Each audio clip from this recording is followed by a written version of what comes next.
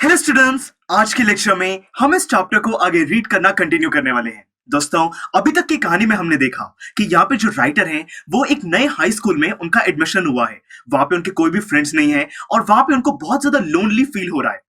जब वो घर पे होमवर्क कर रहे थे तो वहां पे एक ऐसी ट्रेजेडी होती है जिसकी वजह से उनके पूरे घर में आग लग जाती है। उनका हाउस अब बिल्कुल खत्म हो चुका है। अब दोस्तों, आगे इस स्टोरी में क्या होगा, ये जो राइटर हैं इनकी लाइफ पर क्या इंपैक्ट आएगा, क्या चेंजेस आएंगे, स्कूल में क्या बिहेवियर होगा, इन सारी चीजों को समझने के लिए हम ये सेकंड पार्ट अनइजी लाइफ शुरू करते हैं। तो देखिए दोस्तों, the next day Monday I went to school. अब दोस्तों देखिए, संडे को उनके घर में बिल्कुल आग लग गई थी। रात को वो अपने ग्रैंड पेरेंट्स के घर चले गए थे और अब अगले दिन मंडे को जो राइटर हैं वो स्कूल गए हैं। दोस्तों देखिए कितना अजीब है। When the fire broke out, I was still wearing the dress I had worn to church that morning, but I had no shoes. तो देखिए दोस्तों, यहाँ पे संडे को जिस दिन सुबह वो चर्च गए थे तो उन्होंने जो कपड़े पहने थे वही कपड़े अभी भी राइटर ने स्कूल में भी पहने हुए हैं और अभी उनके पैरों में कोई भी यहाँ पे शूज नहीं है। क्यों दोस्तों? I had kicked them off while I was doing my homework. जब वो संडे को डाइनिंग टेबल पर बैठकर होमवर्क कर रहे थे तब उन्होंने अपने शूज को उतार दिया था। और दोस्तों, जब आग लग गई थी तब वो शूज को थोड़ा ना पहनेंगे, वो एकदम बाहर आ गए थे, तो इसीलिए उनके पास शूज भी नहीं है। They became yet another casualty of the fire. Fire में जो उनके शूज हैं वो भी जल गए, जैसे इतनी सारी चीजें जल गई थी।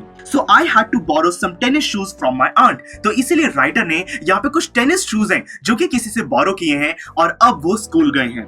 Why couldn't I just stay at home from school? अब यहाँ पे जो राइटर है वो सोच रहे हैं कि मैं घर ही क्यों नहीं रह सकता था, यहाँ पे स्कूल जाने की ऐसी क्या जरूरत थी। My mother wouldn't hear of it, but I was totally embarrassed by everything. अब दोस्तों, जो राइटर की मदर है वो उनकी बात बिल्कुल भी नहीं मान रही है, उनको स्कूल भेज दिया है और जो राइटर हैं वो बहुत ज्यादा एम्बैरेस्ड हैं क्योंकि वो स्कूल यूनिफॉर्म में यहाँ पर नहीं आए हैं, उनके शूज भी सही नहीं है। और देखिए, the clothes I was wearing look weird. उनके क्लोथ्स बहुत ही वियर्ड लग रहे हैं। आई हैड नो बुक्स और होमवर्क। उन्होंने कुछ भी होमवर्क नहीं किया है, वो बुक्स भी साथ में नहीं लाए हैं। And my backpack was gone. अपना बैग भी वो स्कूल में नहीं लेके आए हैं क्योंकि वो भी घर में साथ में जल गया था। I had my life in that backpack. अब वो कह रहे हैं कि उस बैकपैक में मेरा सब कुछ था क्योंकि मेरे यहाँ पे कोई भी फ्रेंड्स नहीं है, तो मैं जो कुछ भी स्कूल में करता था वो उस बैकपैक, उसके अंदर जो बुक्स हैं उसकी वजह से करता था। The more I try to fit in the worse is got. अब देखिए, वो कह रहे हैं कि जितना वो वहां पर और कोशिश कर रहे हैं, वहां पे चीजों को और ठीक करने की कोशिश कर रहे हैं, उतना स्कूल में चीजें और ज्यादा वर्स हो रही हैं। वहां पे कोई भी उनको पसंद नहीं कर रहा, बहुत ज्यादा वो वियर्ड फील कर रहे हैं। Was I destined to be an outcast and a geek all my life? अब दोस्तों, यहाँ पे राइटर खुद से सोच रहे हैं कि क्या मेरी यही किस्मत थी कि मैं सबसे यहाँ पे अलग रहूं। दोस्तों, आउटकास्ट का मतलब है कि जो भी यहाँ पे लोग हैं वो सारे मुझे रिजेक्ट कर दें, और यहाँ पे गीक मतलब कि मैं किसी से भी बात ना करूं, चुपचाप यहाँ पे मैं कोने में अपना काम करता रहूं। क्या मेरी यही किस्मत थी? That's what it felt like. उनको ऐसा ही लग रहा है कि उनकी यही किस्मत थी। I didn't want to grow up, change or have to handle life if it was going to be this way. अब यहाँ पे राइटर अपनी लाइफ को आगे कंटिन्यू नहीं करना चाहते हैं, वो बड़े ही नहीं होना चाहते हैं। वो कह रहे हैं कि अगर लाइफ ऐसी ही होती है तो मुझे यहाँ पे कोई भी इंटरेस्ट नहीं है चीजों को इंप्रूव करने का। I just want to curl up and die. वो कह रहे हैं कि मैं यहाँ पे सिर्फ यहाँ पे लेटना चाहता हूँ और मैं मर जाना चाहता हूँ। देखिए दोस्तों, यहाँ पे राइटर के मन में कैसे थॉट्स आ रहे हैं। I walked around school like a zombie. अब राइटर कह रहे हैं कि मैंने कुछ भी यहाँ पे स्कूल यूनिफॉर्म नहीं पहनी हुई है, मेरे पास बैग नहीं है, बुक्स नहीं है, तो बिल्कुल एक ज़ॉम्बी की तरह यहाँ पे बिना किसी एम के मैं स्कूल में ऐसे ही घूम रहा हूँ। Everything felt surreal. यहाँ पे सब कुछ बहुत ही ज्यादा स्ट्रेंज लग रहा है। Surreal मतलब कि कुछ भी यहाँ पे असली नहीं लग रहा, बहुत ज्यादा स्ट्रेंज लग रहा है। And I wasn't sure what was going to happen. और राइटर को नहीं पता है कि अभी आगे उनके साथ क्या होने वाला है। All the security I had known from my old school, my friends, my house and my cat had been ripped away. अब यहाँ पे राइटर को जो भी चीजें अच्छी लगती थी, उनका पुराना स्कूल, उनका घर, उनकी कैट, वो सारी चीजें अब वो लूज कर चुके हैं, उनके पास कुछ भी नहीं बचा है। तो देखिए दोस्तों, यहाँ पे राइटर कैसा फील कर रहे हैं, उनके साथ स्कूल में क्या हो रहा है वो हमें बताया गया। When I walked through what used to be my home after school that day, I was shocked to see how much damage there was. तो देखिए दोस्तों, राइटर उस दिन स्कूल के बाद अपने पुराने घर में एक बार जाते हैं और वो देखते हैं कि वहां पे कितना ज्यादा डैमेज हो चुका है, सारी चीजें कितनी ज्यादा जल चुकी हैं। Whatever hadn't burned was destroyed by the water and chemicals they had used to put out the fire. जो भी चीज चीज गलती से नहीं जली थी, बच गई थी, और वो भी खराब हो चुकी हैं क्योंकि जो फायर फाइटर्स हैं उन्होंने केमिकल्स का यूज किया है, वहां पे अलग अलग गैसेस का यूज किया है वो जो आग है उसको बुझाने के लिए। तो इसीलिए सारी चीजें वहां पे खराब हो चुकी हैं, या तो वो जल गई या फिर केमिकल्स की वजह से खराब हो गई। The only material things that had not destroyed were the photo albums, documents and some other personal items that my mother had managed to heroically rescue. देखिए दोस्तों, अब यहाँ पे जो भी चीजें बच गई हैं वो सिर्फ वही चीजें हैं जो कि राइटर की मदर ने किसी तरीके से अपनी हिम्मत के साथ उन चीजों को आग से पहले ही घर से बाहर निकाल लिया था। तो बस वही चीजें हैं जो कि उनके पास बची हैं और सारी चीजें बिल्कुल डिस्ट्रॉय हो चुकी हैं। But my cat was gone and my heart ached for her. But दोस्तों, यहाँ पे सबसे ज्यादा जो दुख है वो राइटर को अपनी कैट का है और उसकी वजह से उनको अपने हार्ट में बहुत ज्यादा पेन हो रहा है, वो उनको मिस कर रहे हैं। There was no time to grieve. दोस्तों, यहाँ पे रोने का अब ज्यादा टाइम ही नहीं बचा है। My mother rushed me out of the house. जो उनकी मदर है वो उनको अपने घर से बाहर ले आई। We would have to find a place to live. अब यहाँ पे राइटर कह रहे हैं कि उनको रहने के लिए अब एक नई जगह चाहिए। And I would have to go buy some clothes for school. और यहाँ पे राइटर को अपने स्कूल के लिए कुछ क्लोथ्स, अपनी यूनिफॉर्म खरीदनी है। We had to borrow money from my grandparents because there was no credit card. अब यहाँ पे राइटर कह रहे हैं कि उनको कुछ पैसा अपने ग्रैंड पेरेंट्स से वहां पे बोरो करना पड़ा क्योंकि उनके पास कोई भी क्रेडिट कार्ड नहीं है, कोई भी कैश नहीं है, और even any identification to be able to withdraw money from the bank. यहाँ पे बैंक्स में जिनका पैसा है उसको भी निकालने के लिए उनके पास कोई भी आइडेंटिफिकेशन वहां पे कार्ड भी नहीं है क्योंकि वो सारी चीजें बिल्कुल बर्न हो चुकी थी।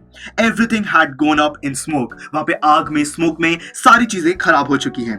That week the rubble that used to be our house was being cleared of the lot. अब यहाँ पे उसी वीक में क्या हुआ दोस्तों साथ में कि उनके घर के जो भी रिमेन्स थे, वहां पे जो भी वो खराब सा घर रह गया था उसको वहां से किसी ने हटाना शुरू कर दिया। वहां पे जो भी डिपार्टमेंट के लोग हैं अब वो उसके घर को हटा रहे हैं।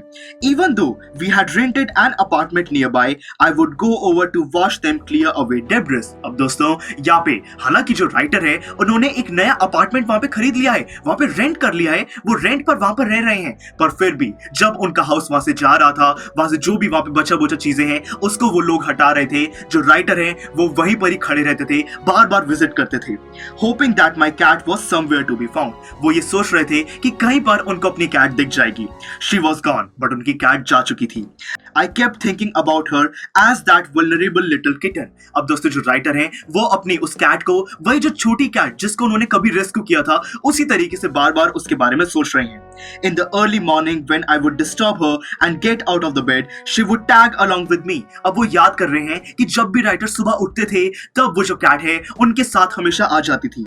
Climb up my robe. उनका जो बेदिंग रोब होता है वो उसके ऊपर क्लाइंब कर लेती थी and crawl into my pocket to fall asleep. और वो उस बेदिंग रोप की पॉकेट में जाकर सो जाती थी। वो अपनी कैट की यहाँ पे जो यादें हैं उसको बार बार याद कर रहे हैं। I was missing her terribly. जो राइटर हैं वो बहुत ज्यादा अपनी कैट को मिस कर रहे हैं। It always seems that bad news spread quickly and in my case it was no different. अब दोस्तों, यहाँ पे राइटर बता रहे हैं कि हमेशा मैंने ऐसा सुना था कि जो बैड न्यूज है वो बहुत ही जल्दी फैल जाती है, और इनके केस में भी, राइटर के केस में भी यहाँ पे सबको पता लग चुका है कि इनके घर में आग लग गई थी। Everyone in high school including the teachers were aware of my plight. यहाँ पे उनके हाई स्कूल में जितने भी वहां पे स्टूडेंट्स हैं, जितने भी टीचर्स हैं, उन सबको राइटर की कंडीशन के बारे में पता लग चुका है। I was embarrassed as if somehow I was responsible. जो राइटर हैं अब वो एम्बैरेस फील कर रहे हैं ये सोचकर कि आग उनकी वजह से लगी थी, पर ऐसा तो नहीं है, बट राइटर खुद ही को ब्लेम कर रहे हैं। What a way to start off at a new school. अब वो कह रहे हैं कि एक नई स्कूल में अगर इस तरीके से शुरुआत हो तो ये कितना ज्यादा बुरा है। This was not the kind of attention I was looking for. जो राइटर है उन्होंने स्टार्टिंग में कहा था कि वो लोनली फील करते हैं, अब वो कह रहे हैं कि मुझे अटेंशन चाहिए थी पर मुझे इस टाइप की अटेंशन नहीं चाहिए, मैं एम्बैरेस फील कर रहा हूँ। तो देखिए दोस्तों, हमने इस पार्ट में ये बात तो समझ ली है कि वो जो ट्रेजेडी हुई, जो राइटर का हाउस है वो पूरा वहां पे जल गया, फायर लग गई, तो उस वजह से राइटर और उनकी मदर की लाइफ में यहाँ पे क्या इम्पैक्ट आया है, राइटर अपने स्कूल में कितना ज्यादा एम्बैरेस फील कर रहे हैं। अब दोस्तों, ये कहानी कैसे ठीक होगी? जो राइटर हैं अब वो कैसे रियलाइज करेंगे कि वो जो बिल्डिंग है, बिल्डिंग से ज्यादा यहाँ पे लोगों का जो अफेक्शन है, प्यार है, वो ज्यादा इंपॉर्टेंट है। इस चीज को समझने के लिए हम पढ़ेंगे नेक्स्ट पार्ट, जो कि है सरप्राइजेस। दोस्तों, बहुत ही इंटरेस्टिंग पार्ट है, इस कहानी की एक हैप्पी एंडिंग जरूर होने वाली है। तो चलिए दोस्तों, see you in the next lecture. Students, I am sure आपको ये वीडियो बहुत पसंद आया होगा। तो इसी तरह से इंटरेस्टिंग तरीके से अगर आप सारे कॉन्सेप्ट्स, थ्योरीज, डिफरेंट चैप्टर समझना चाहते हैं तो डाउनलोड करिए PUSTAC ऐप, क्योंकि इस ऐप पर आपको बहुत कुछ मिलेगा। सैम्पल पेपर्स हो, टिप वीडियोस हो, different lectures, back exercise solutions, बहुत कुछ। So what are you waiting for? Download PUSTAC app.